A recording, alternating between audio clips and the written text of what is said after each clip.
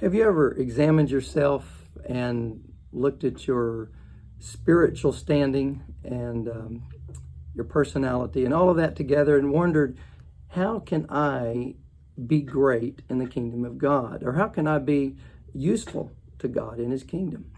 Well, I want to try to explain that a little bit today. Matthew 18, verse 1 through 6. At that time, the disciples came to Jesus saying, "Who then is greatest in the kingdom of heaven?" Then Jesus called a little child to him and set him in the midst of them. And he said, "Assuredly I say to you, unless you are converted and become as little children, you will by no means enter the kingdom of heaven. Therefore, whoever humbles himself as this little child is the greatest in the kingdom of heaven. Whoever receives one little child like this in my name receives me. Whoever causes one of these little ones who believes in me to sin, it would be better for him if a millstone were hung around his neck and he were drowned in the depths of the sea." So the disciples knew that Jesus took more time with the big three, Peter, James, and John. But they were all interested in who in the whole group was going to be the greatest. But instead of having to accept Simon or John or James, Jesus shocked them all by calling a child and turning their idea of greatness completely on its head. Unless you are converted, he said. This means who you are right now and what you are right now, that's not going to make it. You've got to be converted. And while they were certainly going over past experiences, where Jesus took a few of them aside or spent a few moments with one or the others, it had to be a total shock for him to call a random child over to them and use him as the example. Here's your model to go by. If you want to be great, look at this child. But the reason for the child was it showed how very deficient he would be in anything that pertained to the kingdom service. A child. He doesn't even have understanding. He doesn't have the physical maturity or stature.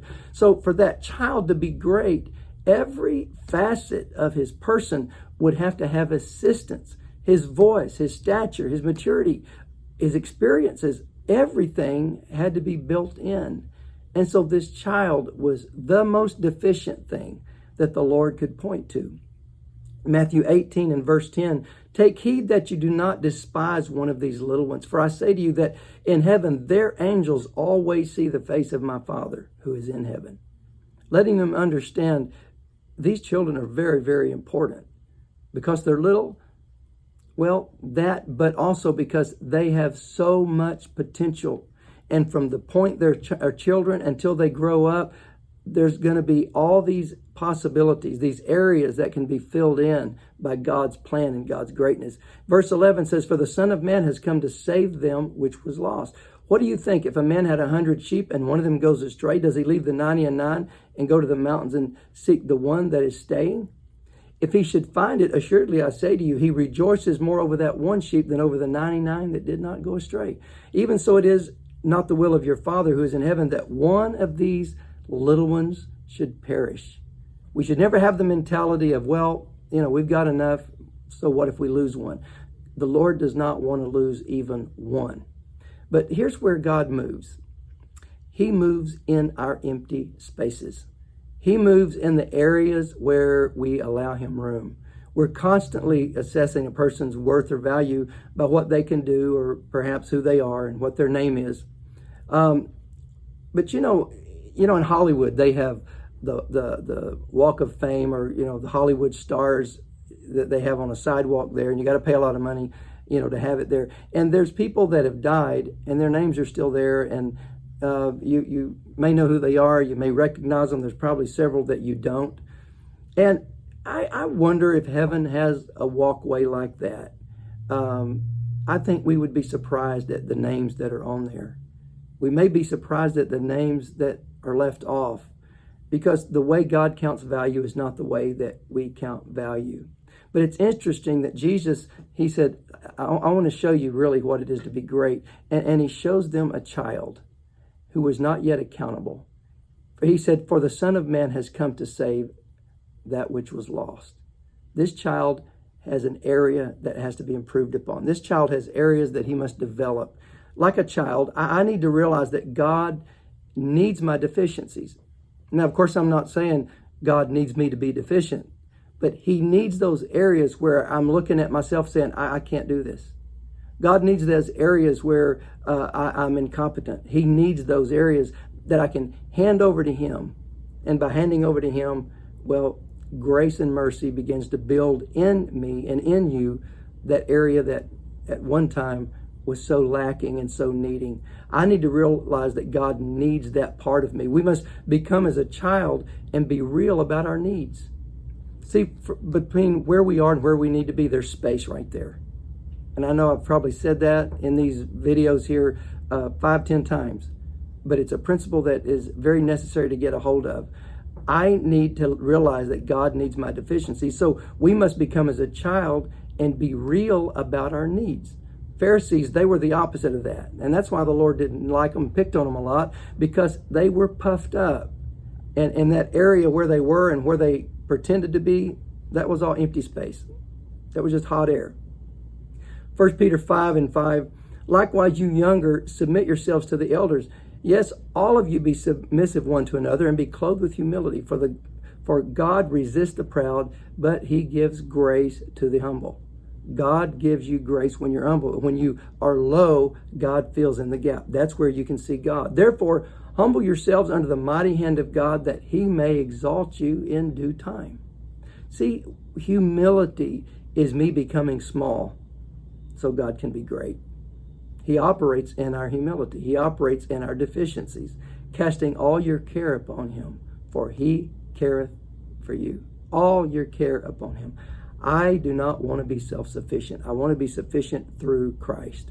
Matthew 10:39, he who finds his life will lose it, but he who loses his life for my sake, he's the one that's going to find his life. God can't live inside the soul of a person that's too full of themselves. And sometimes you'll see someone that's very good people, perhaps godly even, but they've awarded themselves a status that really God needs to be the one to give it to them. It's a process of daily dying out to give God those places where he needs to exist in fullness. I've used this illustration several times to kind of make this point. When I was in Boy Scouts, they was having a camp out, and so I'd kind of faded in my membership, but when the camp out occurred, that's when their membership would grow. And so we went to the store, and I had everything I needed. I had the shirt, you wore denim jeans, had the badge, showed my unit number and whatever. And so I needed the neckerchief. So we went to the store, and Mom bought me one. There's so many to pick out. I didn't know why there were so many different colors and designs, but I got the neckerchief, and I showed up at the camp out, and my pack leader came up to me, and his name was Jim. He said, your neckerchief you're wearing, we give that to you. You earn that, and you don't have it yet. And so, you need to do it, in the right order. And so, I was embarrassed. And so I just very swiftly grabbed it and just pulled the little keeper off, the end there, and pulled it out of my, pulled it off from around my neck and stuck it in my pocket. And I don't believe I ever put it on again. But what I wasn't aware of is you don't just go get it, you earn it. And so that's much of what we do in living for God. We must let the Spirit be in us, and when we walk in the Spirit, we become more mature. And those who are struggling with their flesh will find it very difficult to implement godly virtues that bring about good character. Ephesians 6:10. Finally, my brethren, be strong in the Lord and in the power of his might. Strong in the Lord, but it doesn't work unless I'm strong in the power of his might. In other words, when I'm weak, then am I strong in the Lord. 2 Corinthians 12:10, Paul said, therefore I take pleasure in infirmities, in reproaches, in necessities, in persecutions, in distresses for Christ's sake. For when I am weak, then am I strong. So he said, I take pleasure in these areas where I struggle. And it doesn't mean I enjoy struggling. It means when I realize I'm deficient, I think, Lord, here you come again. You're about to fill that up. But we must be focused on those deficiencies, be consistent in praying and waiting on God to build those into us. That it can be done by his Spirit that dwells within and the word that we're putting in on a daily basis. Not just the preaching, but studying, reading the Word of God, filling up the voids so God can truly be God in our life. Strong in the Lord means weak in my own nature. Strong in the Lord, weak in the flesh. He must increase, and I must decrease. If He increases, and I see that increase, and I get proud of it, and it makes me excited, and I'm thinking, wow, God's increasing in me. I must be awesome. Well, then I can't allow God to increase anymore. And so my increasing can kind of push out His increasing. So if I want to stay increased, or Him to be increased in me, then I must decrease, and I must work to decrease. It must be intentional. It's a process that requires my full attention. Simon Peter told Jesus, he said, I will die for you. And Jesus said, you'll deny me 3 times. That's where you really are. That's who you are. You're telling me you'll die for me? And that was true. He later would. But the place he was at that time, he said, no, you'll deny me 3 times. And he denied him 3 times and wept bitterly. But later he died for him. See, it was the process had to take place. He needed the process. He needed the upper room experience. And then he needed to learn to live for God in the power of the Spirit. Sometimes God takes us on a field trip to the limits of our faithfulness and passion. He takes us to where we go to the limits, where we hit a wall and we back up and we say, what was that all about? And I'll tell you, there's going to be instances where you're going to feel like a failure. There'll be instances where you're wondering, why am I going through this? Why did I ask for this? But Peter's old nature had to die before God could put His Spirit in him. And there's a situation that occurs where our old nature, it revives. It revives. It comes alive again, sometimes every day. And we must suppress it. We must take that new nature and put it back in front and say, Lord, not my will, but thine be done. That's why the Apostle Paul said, I die every day. I die daily. Every day he has to suppress that nature. It never quit raising itself up. It never quit raising its ugly head saying, hey, I want to be in charge here. We die daily. We have to be intentional in order to do that. We have to be intentional. Joel 3:10, let the weak say, I am strong. Let the weak say, I am strong.